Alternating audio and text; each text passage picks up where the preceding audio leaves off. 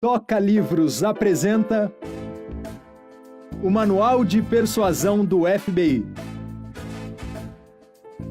O Manual de Persuasão do FBI apresenta todas as ferramentas que você precisa para instantaneamente ler pessoas, tornar-se amigo de desconhecidos e sustentar uma boa imagem interpessoal.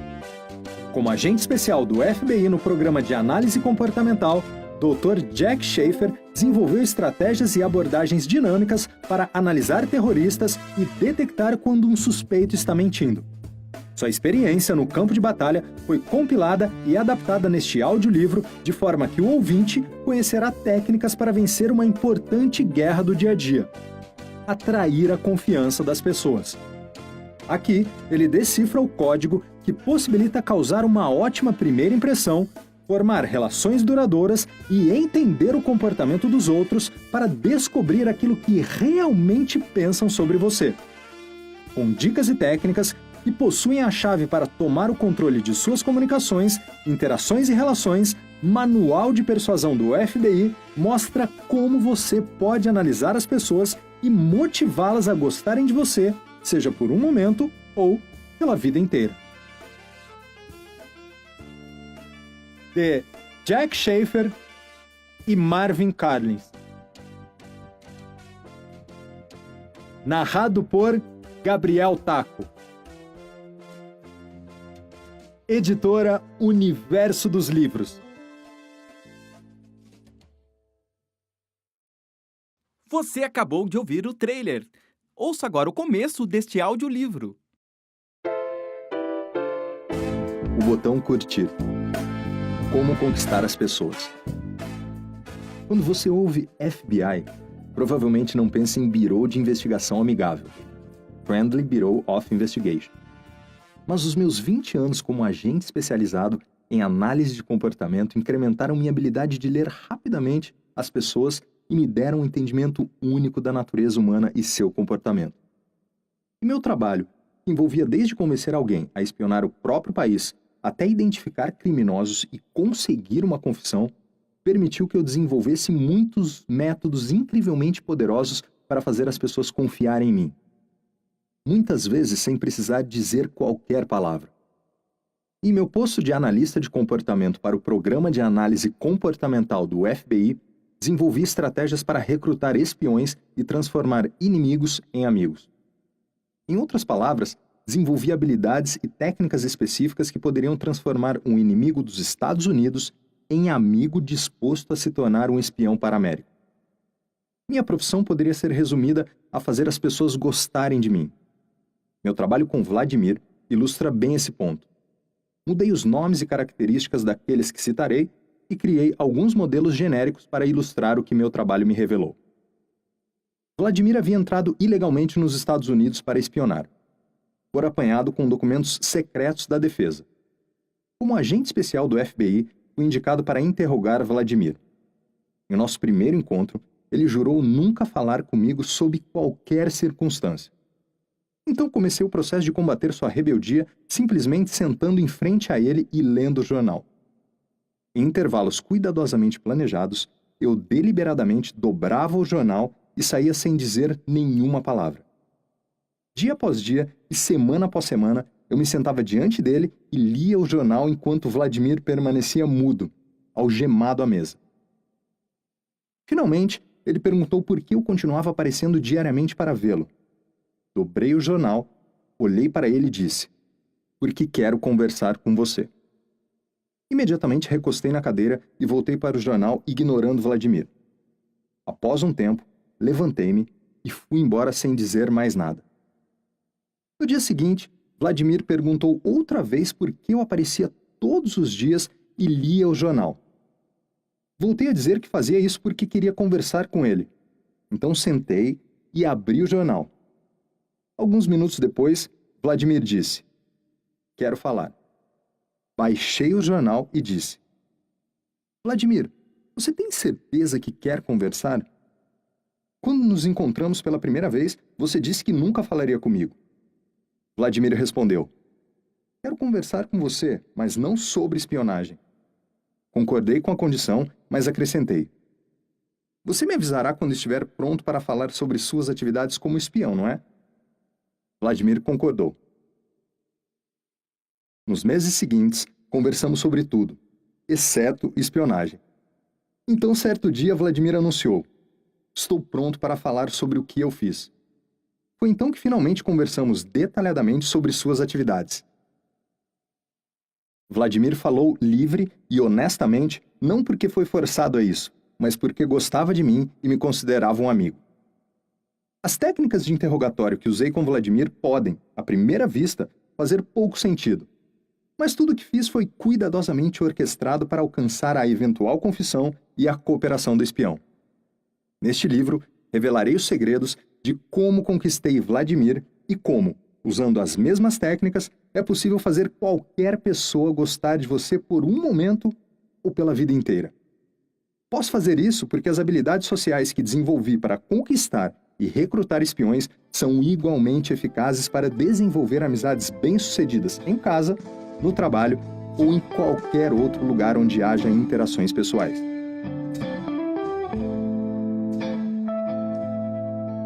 A princípio, eu não enxergava a relação entre meu trabalho e a vida no dia a dia. Na verdade, eu fui perceber apenas no final de minha carreira no FBI. Na época, eu dava aulas para jovens oficiais da inteligência sobre como recrutar espiões. No primeiro dia de uma nova turma, cheguei meia hora mais cedo para arrumar a classe para um trabalho em grupo. Para minha surpresa, 2 estudantes já estavam lá. Não os reconheci. Eles estavam sentados na primeira fila, em silêncio, com as mãos sobre as carteiras e rostos cheios de expectativa. Considerando a hora do dia e o fato de que a maioria dos estudantes nunca chegava cedo, fiquei imaginando o que se passava. Perguntei quem eram e por que decidiram chegar tão cedo. Você se lembra do Tim, da sua turma passada? Um deles perguntou. Sim, eu disse. Algumas semanas atrás nós fomos num bar com o Tim. Ele falou da sua aula sobre influência e construção de conexões. E eu ainda não estava entendendo aonde isso chegaria. Tim se gabou de ter aprendido como conquistar as mulheres na sua aula. Obviamente estavam céticos, disse o segundo estudante. Então nós o testamos, o outro continuou. Escolhemos uma mulher aleatória e desafiamos Tim a convencê-la a se juntar a nós e tomar um drink sem dizer uma palavra. E o que ele fez? Perguntei. Ele aceitou o nosso desafio, o estudante exclamou. Pensamos que estava louco, mas então, depois de uns 45 minutos, a mulher se aproximou de nossa mesa e perguntou se poderia tomar um drink conosco. Achamos difícil de acreditar, mas vimos acontecer. Joguei um olhar debochado para os estudantes. Vocês sabem como ele fez isso? Não, um deles exclamou. Então, em coro, eles disseram. É isso que viemos aprender aqui. Minha primeira reação foi ponderar o profissionalismo esperado de mim. Então disse que o propósito do curso era ensinar aos estudantes como se tornarem oficiais de inteligência eficazes e não conquistadores baratos. Mas foi minha segunda reação que me surpreendeu e me atingiu como uma epifania. Pensando sobre o que o Tim fez, eu repentinamente percebi que as mesmas técnicas usadas para recrutar espiões poderiam ser usadas para alcançar o sucesso na chamada arte da conquista. Ainda mais importante, num sentido mais amplo, essas técnicas poderiam ser usadas sempre que uma pessoa quisesse ganhar confiança de alguém em praticamente qualquer interação. Foi essa descoberta que serviu como base para este livro e para todas as informações aqui contidas. Após me aposentar do FBI, fiz doutorado em psicologia e me tornei professor universitário. Foi durante essa fase que juntei minhas estratégias para ajudar pessoas a conquistar relações interpessoais bem-sucedidas em casa, no trabalho ou em qualquer outro lugar que envolva interações de pessoas. Por exemplo, vendedores novatos podem usar as técnicas apresentadas neste livro para estabelecer uma clientela. Vendedores experientes também podem se beneficiar aprendendo como manter ou incrementar relações existentes, assim como atrair novos clientes.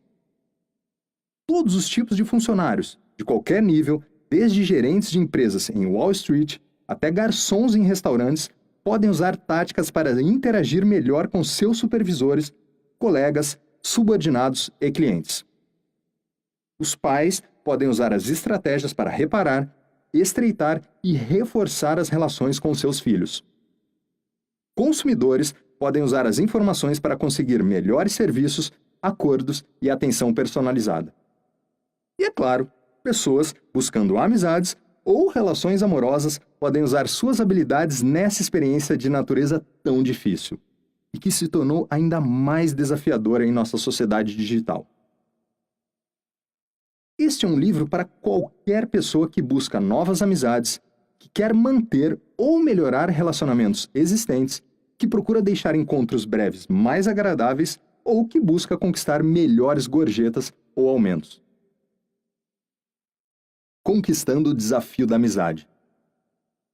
Seres humanos são animais sociais.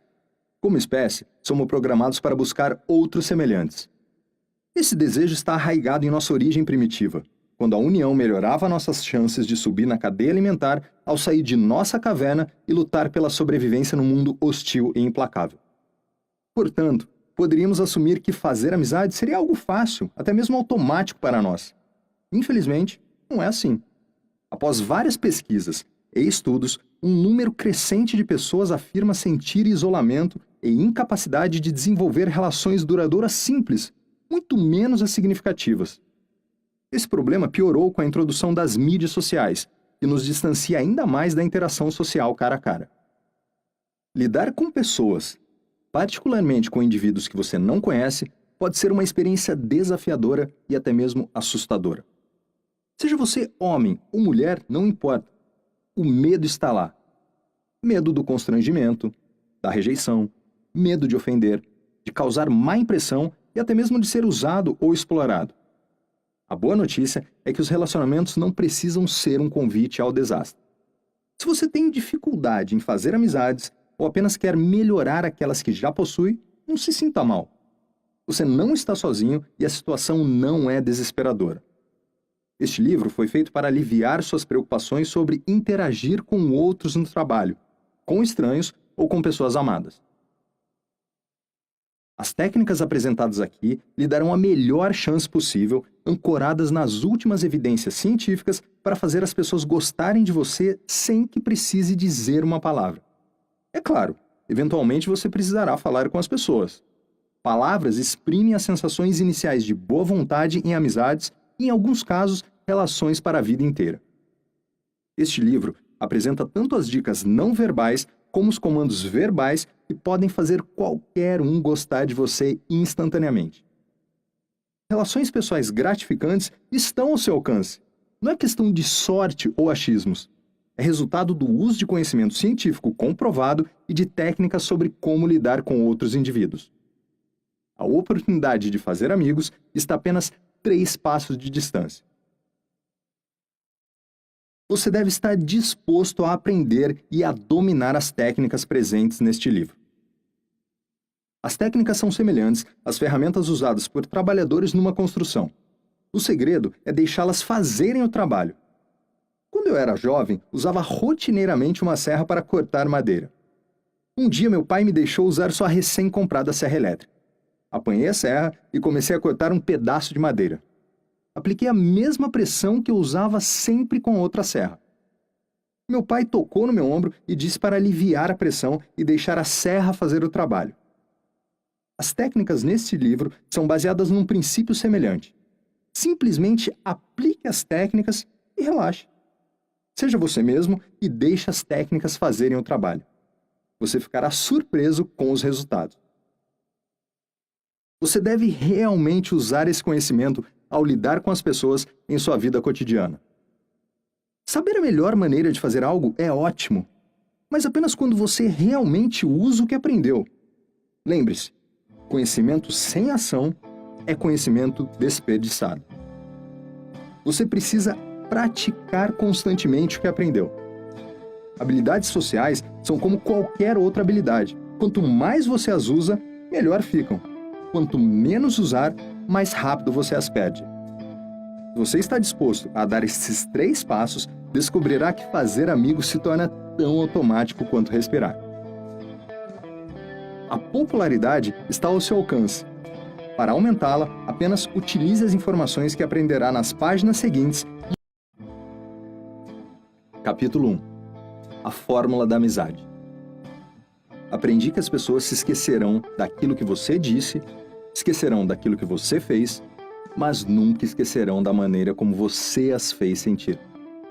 Maya Angelou. Operação Gaivota. Seu codinome era Gaivota. Ele era um diplomata estrangeiro de alto escalão. Poderia ser um recurso valioso caso se tornasse espião para os Estados Unidos. O problema: como convencer alguém a jurar aliança a um país adversário? A resposta: fazendo amizade com Gaivota e apresentando uma oferta tentadora demais para recusar. A chave para essa estratégia envolvia paciência, pesquisa cuidadosa de todas as facetas da vida do Gaivota. E uma maneira de promover a relação com um colega americano em quem ele confiasse.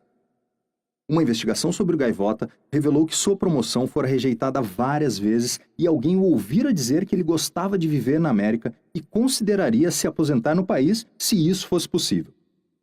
O Gaivota também temia que a pequena pensão de seu país não fosse suficiente para uma aposentadoria confortável. Armados com esse conhecimento, os analistas de segurança acreditavam que a lealdade do Gaivota a seu país poderia ser subvertida se ele recebesse um incentivo financeiro adequado. O desafio era chegar perto bastante para fazer uma oferta financeira sem assustá-lo. Charles, o agente do FBI, recebeu ordem para cultivar lenta e sistematicamente a relação com o Gaivota como se estivesse deixando um bom vinho envelhecer, para abordá-lo no momento certo com uma oferta. O agente não poderia ser rápido demais, ou o diplomata acionaria os escudos e poderia passar a evitá-lo completamente. Em vez disso, ele recebeu instruções para orquestrar sua aproximação usando estratégias comportamentais criadas para estabelecer amizades. O primeiro passo era fazer Gaivota gostar de Charles antes de trocarem qualquer palavra. O segundo era usar os comandos verbais apropriados para traduzir aquela boa vontade numa amizade de longo prazo. A preparação para o importante primeiro encontro começou muitos meses antes de efetivamente acontecer. A inteligência havia descoberto que o Gaivota rotineiramente deixava a embaixada uma vez por semana e andava 2 quarteirões até o mercado na esquina. Armado com essa informação, Charles recebeu ordens para se posicionar em vários locais no caminho até o mercado. Ele não poderia de jeito nenhum abordar ou ameaçar o diplomata. Deveria simplesmente estar lá para que ele pudesse vê-lo. Como um agente de inteligência treinado, não demorou até o Gaivota notar o agente do FBI e, a propósito, não fez esforço algum para esconder sua identidade. Uma vez que Charles não fez menção alguma de interceptar ou falar com seu alvo, ele não se sentiu ameaçado e se acostumou a ver o americano em suas idas ao mercado. Após várias semanas juntos, na mesma vizinhança, o Gaivota fez contato visual com o agente americano.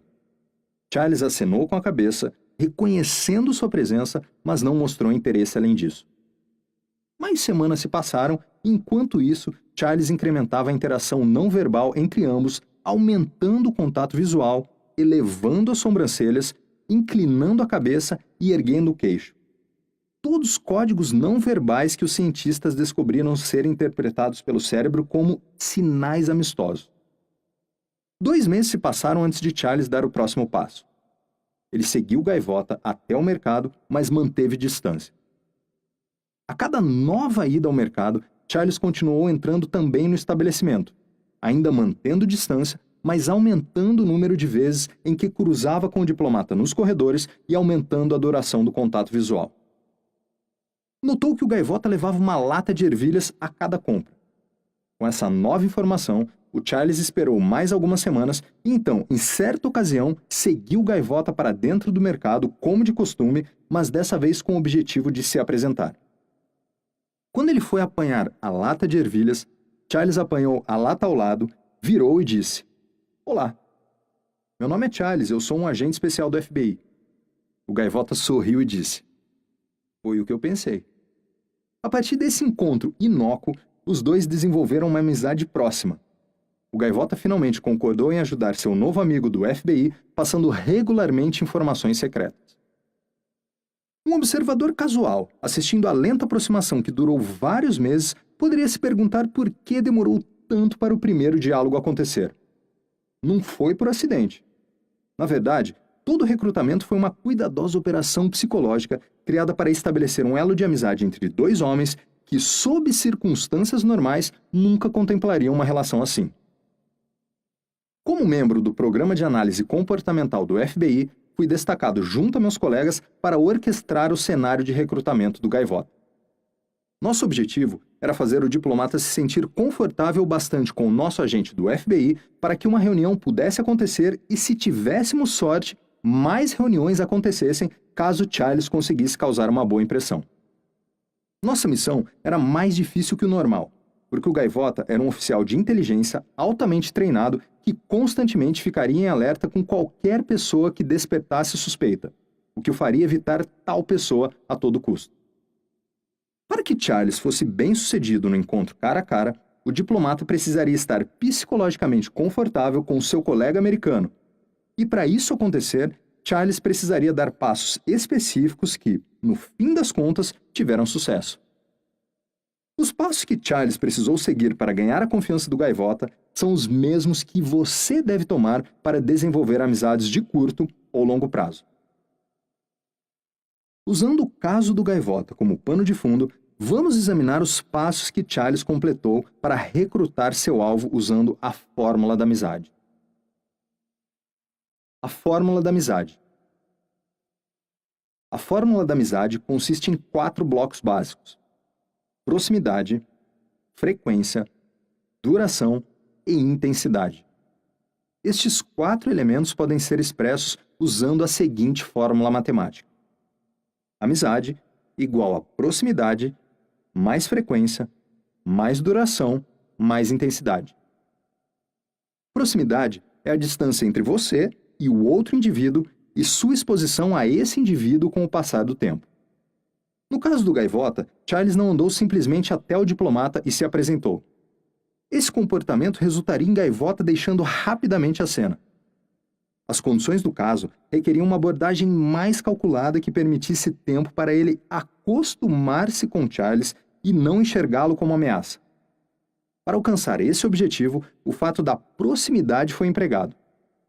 A proximidade serve como um elemento essencial em todas as relações pessoais.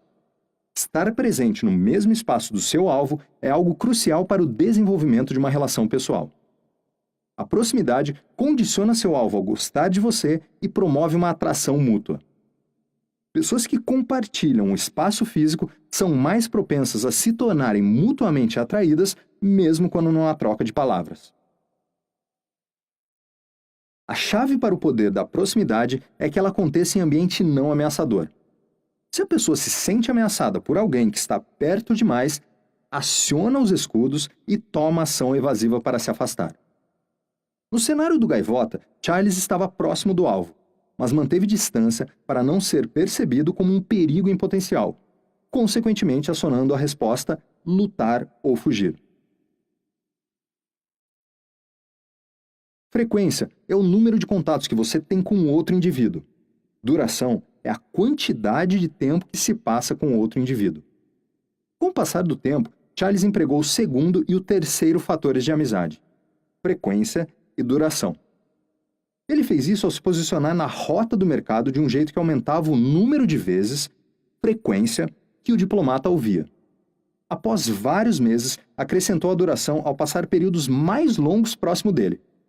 Fez isso seguindo seu alvo até o mercado, estendendo assim o tempo de contato entre ambos. Intensidade é o quão fortemente você é capaz de satisfazer as necessidades psicológicas e ou físicas de outra pessoa por meio de comportamentos verbais e não verbais. O fator final na fórmula da amizade, intensidade, foi alcançado gradualmente enquanto o Gaivota se tornava mais e mais ciente da presença de Charles e sua aparente relutância em abordá-lo. Isso introduziu um tipo de intensidade, curiosidade, na mistura. Quando um novo estímulo é introduzido no ambiente de uma pessoa, nesse caso, um estranho entra no mundo do Gaivota, o cérebro é programado para determinar se esse novo estímulo representa uma ameaça. Se ele for julgado como ameaça, a pessoa irá tentar eliminar ou neutralizar isso empregando a resposta de luta ou fuga. Se por outro lado, o novo estímulo não é percebido como ameaça, então se torna objeto de curiosidade. A pessoa quer saber mais sobre o estímulo. O que é? Por que está lá? Posso usar isso para meu benefício? As atividades de Charles foram conduzidas a uma distância segura e, com o passar do tempo, se tornaram objeto da curiosidade do gaivota. A curiosidade o motivou a descobrir quem Charles era e o que ele queria. O gaivota mais tarde disse saber que Charles era agente do FBI desde a primeira vez que o viu. Seja verdade ou não, ele recebeu sinais não verbais amistosos que o agente estava enviando. Uma vez que o diplomata determinou que Charles era agente do FBI, sua curiosidade aumentou. Ele certamente sabia que era alvo de recrutamento. Mas para qual propósito e por qual preço? Uma vez que já estava infeliz com seu avanço na carreira e próximo da aposentadoria, ele com certeza imaginou diferentes cenários envolvendo Charles, inclusive trabalhar como espião para o FBI. A decisão de se tornar espião não é feita do dia para a noite. Espiões em potencial precisam de tempo para desenvolver suas próprias justificativas e se acostumar com a ideia de virar a casaca. A estratégia de recrutamento para o gaivota incluía um período de tempo para que a semente da traição germinasse.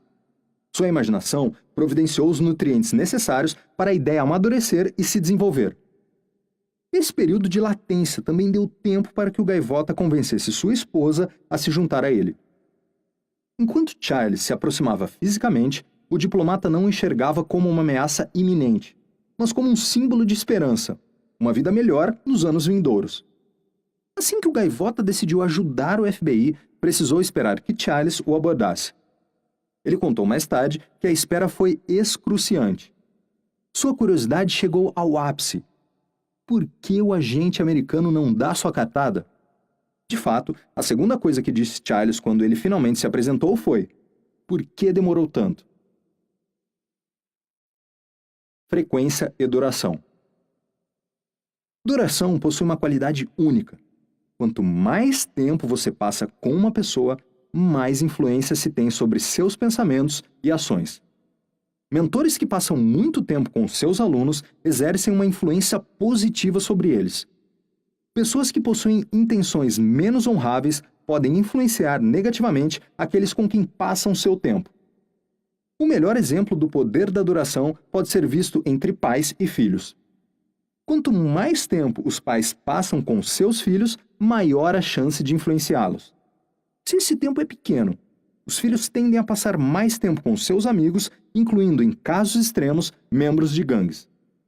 Essas pessoas possuem grande influência sobre as crianças porque passam grande parte do tempo com elas. A duração estabelece relação inversa com a frequência.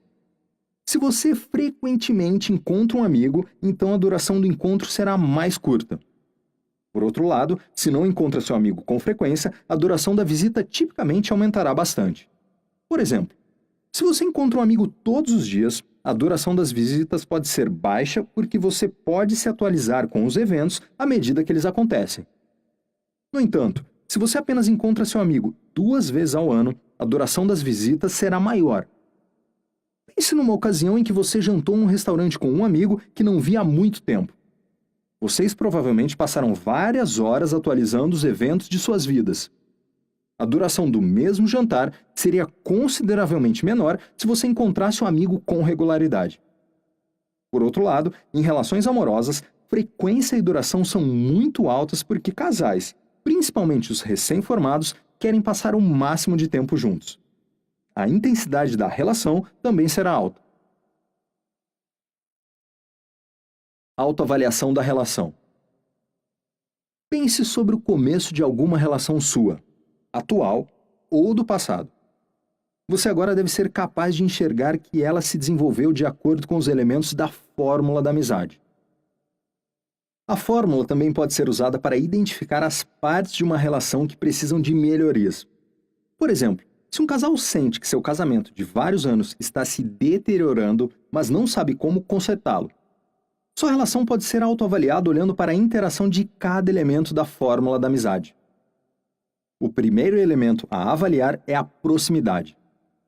O casal compartilha o mesmo espaço ou busca separadamente seus próprios objetivos, ficando raramente no mesmo espaço físico? O segundo elemento é a frequência. Eles frequentemente passam tempo juntos?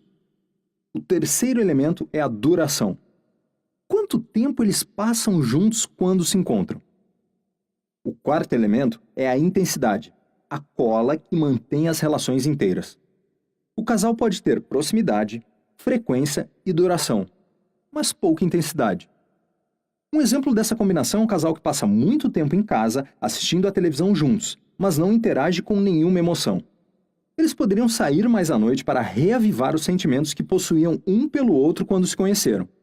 Poderiam desligar a televisão por algumas horas toda a noite e conversar, intensificando assim a relação. As combinações dos 4 elementos da fórmula da amizade são vastas, dependendo de como os casais interagem. Em muitos casos, um membro da relação viaja a trabalho na maior parte do ano. A falta de proximidade pode afetar negativamente a relação, porque isso geralmente leva a uma redução da frequência, duração e intensidade. A falta de proximidade pode ser superada com a tecnologia. Frequência, duração e intensidade podem ser mantidas com a ajuda de e-mails, bate-papos, mídias sociais e etc. Uma vez que você conhece os elementos básicos de todas as relações, será capaz de avaliar seus relacionamentos existentes e nutrir novos, ao regular conscientemente os 4 elementos. Para praticar a autoavaliação, examine as relações que você possui agora mesmo e veja como os 4 elementos básicos as afetam. Se quer fortalecer uma relação, pense em maneiras de regular a fórmula da amizade para alcançar o resultado desejado.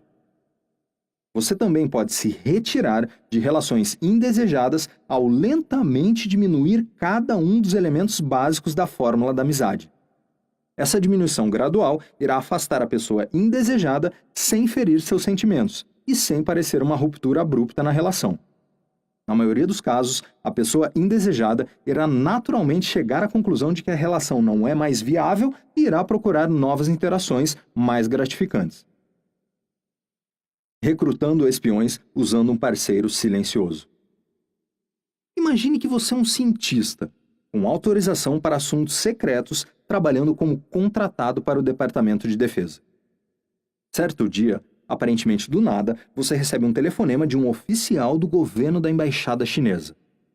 Ele o convida para visitar a China para que dê uma palestra sobre alguma pesquisa não secreta. Todos os custos serão pagos pelo governo chinês.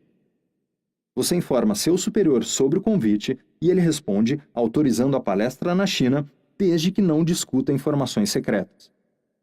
Você liga para confirmar sua participação e o oficial chinês o convida a viajar uma semana antes para desfrutar o país como turista. Você concorda e fica muito animado, pois é uma oportunidade única na vida. Um representante do governo chinês o recebe no aeroporto, informando que será seu guia e intérprete por toda a viagem. A cada manhã, ele encontra você no hotel e toma um café da manhã. Você passa o dia todo passeando. O intérprete paga todas as suas refeições e arranja atividades sociais para a noite. Ele é amigável e compartilha informações sobre sua família e vida social. Você retribui compartilhando informações sobre sua família, nada importante, apenas nomes da esposa e filhos, datas de aniversários, seu aniversário de casamento e os feriados religiosos que você e sua família celebram. Com o passar dos dias, você fica surpreso por possuir tantas coisas em comum com seu intérprete, apesar das grandes diferenças culturais. O dia da palestra chega. O anfiteatro está lotado. Sua palestra é bem recebida. No final, um dos participantes se aproxima e diz que está muito interessado em sua pesquisa. Diz que ela é fascinante e inovadora e faz uma pergunta relacionada ao trabalho secreto que você vem desenvolvendo e que possui relação com a sua pesquisa. A resposta depende de uma informação sensível, mas não secreta. Você fica contente em poder dar a informação junto a uma longa explicação, mesmo que precise tangenciar informações delicadas. Enquanto espera para embarcar no avião de volta para os Estados Unidos, seu intérprete informa que sua palestra foi um tremendo sucesso e que o governo chinês gostaria de convidá-lo novamente no ano seguinte. Já que o pequeno anfiteatro ficou lotado, você será recebido num salão maior no ano seguinte. O chinês ofereceu uma oportunidade para o cientista se sentir orgulhoso, e é a forma mais poderosa de elogio. Essa técnica de abordagem será discutida mais tarde. E a propósito, sua esposa já está convidada para acompanhá-lo com todas as despesas pagas. Como agente de contra-inteligência do FBI, fui destacado várias vezes para interrogar cientistas que viajavam para fora do país para apontar se eles tinham sido abordados por oficiais de inteligência estrangeiros em busca de informações secretas. Entrevistei muitos cientistas que descreveram histórias semelhantes a essa. Todos relataram que os chineses foram anfitriões impecáveis e nunca perguntaram nada sobre informações secretas. Não houve nenhum incidente desagradável. Fim de papo. Mas o que me incomodava eram os comentários dos cientistas de que possuíam tanto em comum com seus intérpretes. Por causa das diferenças culturais, isso aguçou minha curiosidade. Eu sabia que estabelecer coisas em comum era o jeito mais rápido de criar uma conexão. Essa técnica será discutida no capítulo 2. Então, usei a fórmula da amizade para aprofundar a avaliação das visitas dos cientistas. Certamente a proximidade era um item relevante. A frequência era baixa, pois os cientistas visitavam a China uma vez por ano. Se a frequência é baixa, então a duração precisa ser alta para se desenvolver uma relação pessoal. A duração era alta. O mesmo intérprete encontrava os cientistas logo pela manhã, todos os dias, e passava o dia e a noite toda com eles. Baseado nos assuntos das conversas, constatei que a intensidade também era alta. E então a ficha finalmente caiu. Os cientistas estavam sendo recrutados, mas não sabiam disso. E até aquele ponto, eu também não. Os cientistas, e por um tempo eu também, não enxergamos os esforços de recrutamento. Os chineses, cientes ou não, usaram a fórmula da amizade, que descreve a maneira como as pessoas naturalmente desenvolvem amizades. Por ser um processo natural, o cérebro não percebe essa sutil técnica de recrutamento. Desse ponto em diante, entrevistei os cientistas usando a fórmula para determinar se alguma tentativa de recrutamento acontecera. Pedi especialmente que descrevessem a proximidade, a frequência, a duração e a intensidade da interação com qualquer pessoa que encontraram durante a visita. Também os instruí, antes de irem para a China, a terem cuidado com as técnicas sutis que os chineses estavam usando para conhecer nossos segredos. A fórmula da amizade e você. Pelo resto deste livro, a fórmula da amizade será usada como alicerce para a construção de amizades. Independentemente do tipo de amizade que você deseje, curta, longa, relaxada ou intensa, ela será sempre influenciada por proximidade, frequência, duração e intensidade. Pense nessa fórmula como a fundação de concreto sobre a qual uma casa é construída. A casa pode ter diferentes formas, assim como as amizades, mas a fundação é basicamente sempre a mesma. Aplicando a fórmula da amizade no dia a dia. Encontrei Philip, filho de um amigo próximo, num café local. Philip havia se formado recentemente numa faculdade de cidade pequena e conquistado seu primeiro emprego em Los Angeles. Ele era solteiro e queria fazer novos amigos. Havia vivido sua vida inteira em cidades pequenas e de repente se mudou para uma cidade grande onde fazer amigos parecia uma tarefa assustadora. Aconselhei-o a frequentar rotineiramente um bar perto de seu apartamento e exibir sinais amistosos assim que entrasse para enviar a mensagem de que ele não era uma ameaça. Sinais amistosos serão descritos no próximo capítulo. Sentando-se depois, sozinho, no balcão ou numa mesa. Suas visitas diárias ao bar permitiriam que a proximidade acontecesse, e suas constantes aparições fariam a frequência e a duração se estabelecerem. Com cada visita, ele poderia gradualmente aumentar a intensidade, o componente final da fórmula da amizade, olhando para os outros clientes por um pouco mais de tempo e sorrindo. Philip precisava de um gancho de curiosidade para atrair as pessoas. Ele me disse que era colecionador de bolinhas de gude antigas. Eu o instruí a levar uma lupa e um saco de bolinhas de gude sempre que visitasse o bar, colocasse as bolinhas sobre a mesa e cuidadosamente examinasse cada uma com a lupa. Essa atividade serviria como gancho para a curiosidade. Também orientei que fizesse amizade com os garçons, pois eles se tornariam seus embaixadores perante os membros da comunidade. Por terem contato direto com Philip, outros clientes naturalmente perguntariam quem era aquela nova pessoa. Quando fizessem isso, os garçons diriam coisas boas que formariam um filtro através do qual os clientes o enxergariam. Esses filtros serão discutidos no próximo capítulo. Várias semanas depois, Philip me ligou e disse que eu estava certo. Na primeira vez que visitou o bar, pediu uma bebida, soltou as bolinhas sobre a mesa e as examinou uma a uma com uma lupa. Alguns minutos depois de o garçom entregar a bebida, ele perguntou sobre sua atividade em comum.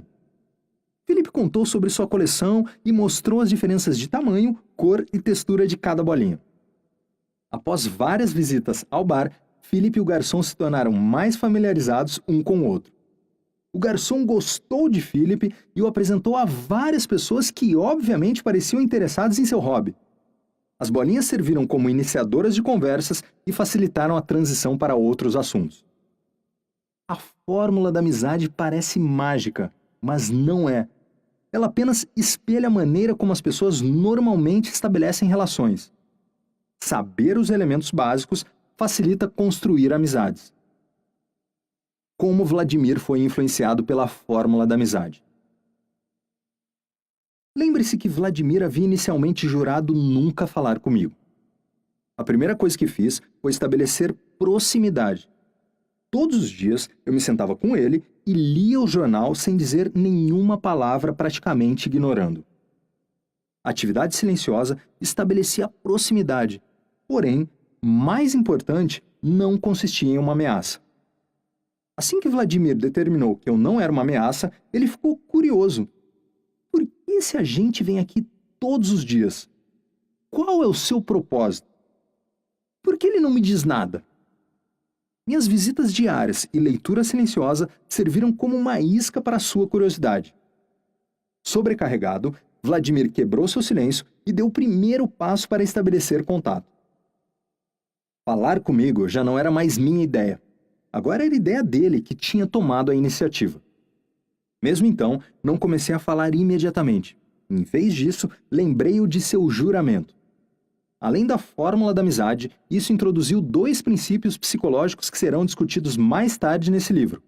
O princípio da escassez e o princípio do quanto mais restrição, mais desejo.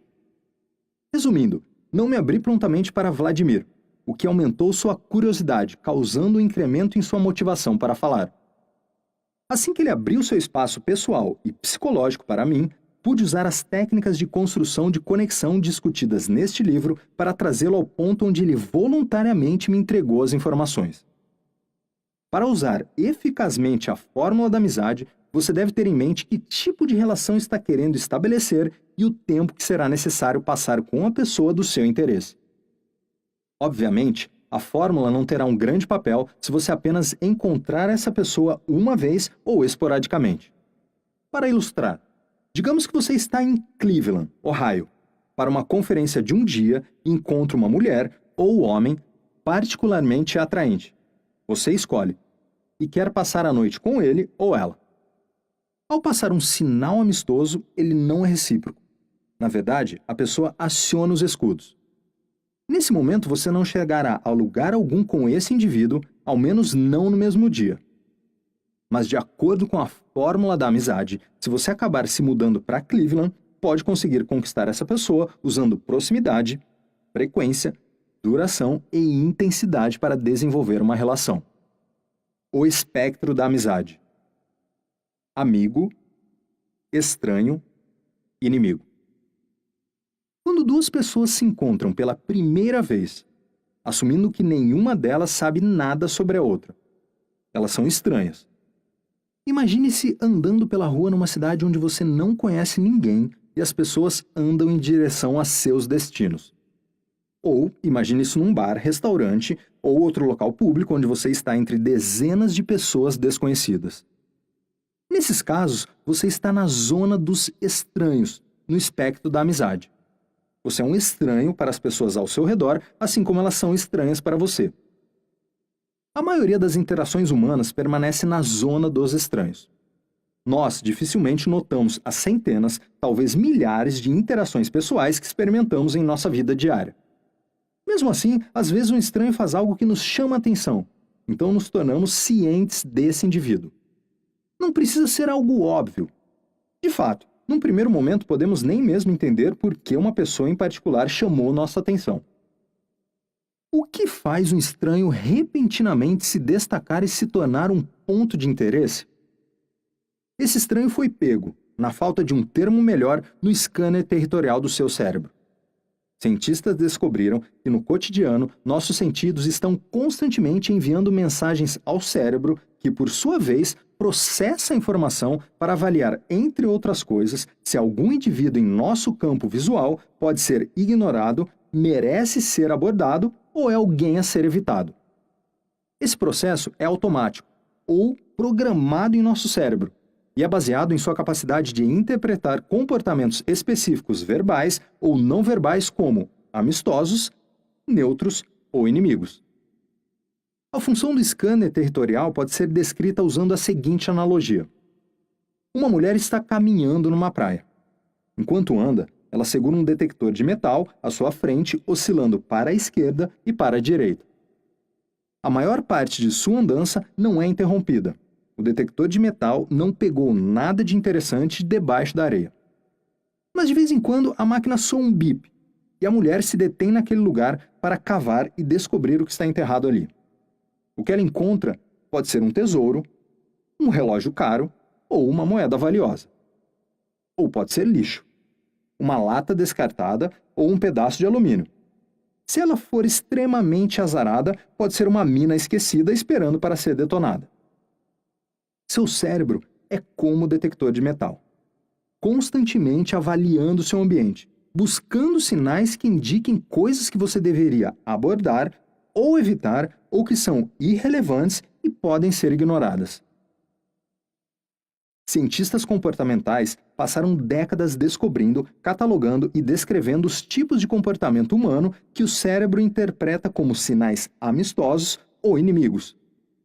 Uma vez que saiba quais são os sinais, você será capaz de usá-los para fazer amigos e, como benefício colateral, manter longe pessoas indesejadas.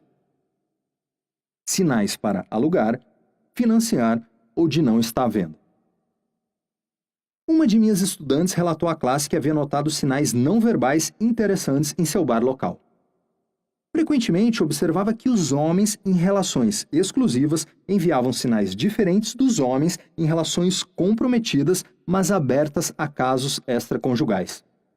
Ela comentou que podia sentir fortes sinais não verbais inimigos de alguns homens casados que desencorajavam qualquer atenção pessoal indesejada. Mas outros homens, supostamente comprometidos, enviavam fortes sinais amistosos denunciando que estavam buscando algo mais. A estudante notou que esses sinais amistosos eram mais sutis do que os sinais enviados por homens solteiros. A carranca urbana. Você já se perguntou por que certo indivíduo parece possuir um talento para atrair outros, causando uma boa impressão e fazendo as pessoas gostarem dele, enquanto outra pessoa, igualmente atraente e bem-sucedida, parece não conseguir duplicar esse apelo magnético? Geralmente, tudo se resume ao envio inconsciente de sinais inimigos. Outra estudante me contou, infelizmente para ela, um grande exemplo disso. Ela mencionou que estava tendo dificuldade em fazer amizades na faculdade onde leciona. Disse que as pessoas comentavam que ela parecia fria, distante e fechada, mas que assim que a conheciam, facilmente desenvolviam uma relação. Enquanto conversávamos, descobri que ela cresceu numa vizinhança perigosa em Atlanta, onde precisou aprender desde cedo a se proteger. Disse que ela não precisava melhorar suas habilidades de comunicação, mas mudar a maneira como se apresentava para as pessoas. Ela não havia parado de mostrar sua carranca urbana para o mundo. Isso não é incomum para as pessoas que cresceram em vizinhanças perigosas ou mesmo em grandes cidades. A carranca urbana envia um sinal não verbal claro de que você é um inimigo, não um amigo. É um aviso para manter distância e não se meter comigo. Predadores são menos propensos a tomar como alvo uma pessoa que projeta essa carranca urbana, então isso se torna uma valiosa ferramenta de sobrevivência em vizinhanças perigosas. Uma vez que minha aluna passar um esforço consciente para enviar mais sinais amistosos, não terá mais problemas em se conectar com os outros estudantes. Você gostaria de abordar uma pessoa com a expressão carrancuda? Tenha em mente que muitas pessoas que exibem essa expressão estão totalmente inconscientes dos sinais que enviam e de que desencorajam os outros a interagir. É por isso que é tão importante entender o que constitui sinais não verbais apropriados. Quando enviar sinais inimigos? Pessoas que vivem nas ruas constantemente buscam esmolas, principalmente nas cidades grandes. Elas podem ser persistentes, mas sua persistência não é aleatória. Elas tomam como alvo pessoas com mais chances de lhe darem dinheiro e agressivamente as perseguem. Como sabem quem é coração mole e quem é durão? Fácil. Analisam os sinais amigos ou inimigos. Se o alvo faz contato visual, as chances aumentam. Se o alvo sorri, as chances aumentam. Se o alvo mostra pena, as chances aumentam. Se você constantemente vira alvo de pedintes e mendigos, provavelmente é porque está enviando inconscientemente sinais não verbais que convidam ao contato pessoal. Sem contato pessoal, as chances de receber dinheiro são inexistentes. Pedintes sabem disso e perseguem alvos com maior probabilidade de sucesso. Portanto, nesse caso, uma carranca urbana pode ser bastante útil. Certa vez, quando era adolescente, eu estava andando numa vizinhança que não me era familiar e que no fim se mostrou ser bastante perigosa. Eu era realmente um peixe fora d'água ali. Um homem mais velho, que reconheceu que eu estava fora da minha zona de conforto, veio em meu resgate. Ele me ofereceu um conselho não solicitado, mas extremamente valioso para que eu pudesse sair dali em segurança. Ande como se tivesse um lugar para ir. Balance os braços e dê passos decididos. E se alguém falar com você, responda como se tivesse algo a dizer. Se puder fazer isso, você não será visto como uma vítima em potencial e terá menos chances de se tornar uma. Foi um bom conselho na época e continua sendo agora. Suas comunicações não verbais, seu comportamento, e verbais, aquilo que você diz, enviam sinais para aqueles ao seu redor. Mover-se decididamente possui um propósito. Para um predador em potencial, você tem menos chances de ser visto como presa. Assim como um antílope saudável e alerta provavelmente não será a primeira escolha de um leão que está perseguindo um grupo de animais na savana africana. Cullen Hightower fez uma observação muito perspicaz. Estranhos são a matéria-prima das amizades. Sempre que você encontra uma pessoa pela primeira vez, esse indivíduo começa como um estranho. E no momento do contato, ocupa a exata posição do meio no espectro amigo-inimigo. Se você usar os sinais verbais e não verbais discutidos neste livro, pode transformar estranhos em amigos. O patamar humano. Imagine-se dirigindo do trabalho para casa e de repente você percebe que um carro está colado na sua traseira. Seu cérebro, que constantemente absorve informações dos 5 sentidos, detectou uma ameaça. O outro carro fez algo anormal. Ele invadiu a bolha de espaço que separa a distância segura da distância insegura e agora representa um risco ao seu bem-estar. Mas aqui está o interessante. Você esteve automaticamente monitorando o tráfego atrás de você, sem nem mesmo perceber que estava fazendo isso enquanto os outros veículos não penetravam na sua bolha de proteção. Você apenas notou quando alguém invadiu os limites da distância segura. Aquilo que é verdade no trânsito também é verdade ao fazer amigos. Seu cérebro automaticamente monitora a comunicação verbal e não verbal. Quando as informações são avaliadas como normais e não ameaçadoras, você responde a elas automaticamente. Elas não levantam suspeitas ou sensação de perigo. É por isso que as técnicas que você irá aprender funcionam. Todas elas se encaixam no patamar humano. Mesmo que você pense que uma pessoa perceberia o que você está fazendo, ela não perceberá, pois o cérebro detecta esses comportamentos como normais e, assim como carros seguindo numa distância segura, eles não levantam suspeitas. Ao longo deste livro, enfatizaremos os sinais amigos e inimigos. Eles entram no comportamento básico dos seres humanos e podem ser usados para incrementar suas relações. Cada um possui a capacidade de usar esses sinais. Na verdade, todos nós usamos durante a vida. Infelizmente, muitas pessoas não conhecem todos os sinais disponíveis para usar e ou como usá-los mais eficazmente. Isso é ainda mais verdadeiro hoje do que no passado, por causa dos avanços tecnológicos que têm sufocado o desenvolvimento de nossa inteligência emocional. Fazendo amigos no mundo de hoje. Certa vez, convidei 2 estudantes para subirem até o palco na frente da classe no começo de uma palestra. Pedi que eles se sentassem cara a cara e conversassem um com o outro por 5 minutos. Eles se surpreenderam e perguntaram sobre o que deveriam conversar. Disse para falarem sobre qualquer coisa que quisessem e eles não conseguiram pensar em nenhum assunto. Apenas sentaram lá e ficaram olhando um para o outro. Eu então instruí que virassem as cadeiras para que ficassem de costas e então conversassem com mensagens de texto. Surpreendentemente, não tiveram problema algum em conversar via texto pelos 5 minutos seguintes. E aí mora o problema. Antes dos celulares e videogames, as crianças aprendiam habilidades sociais básicas durante interações cara a cara na escola. Aprendiam tudo sobre fazer amigos e como lidar com conflitos e diferenças interpessoais. Era lá que se aprendia a socializar. Enquanto isso, as crianças aprendiam a ler e a transmitir sutis sinais não verbais, mesmo não tendo consciência disso. No mundo de hoje, ninguém brinca mais como as gerações anteriores. As crianças ficam em casa jogando videogame e trocam mensagens de texto. Claro, existem esportes e atividades nas escolas, mas a interação social, cara a cara, tem sido drasticamente reduzida em nosso mundo tecnológico. Isso é ruim. Não é que as crianças tecnológicas não possuam a capacidade de absorver as habilidades sociais e os sinais. Acontece que elas não praticam o bastante para afiar essas habilidades e se tornarem eficazes em lidar com relações cara a cara.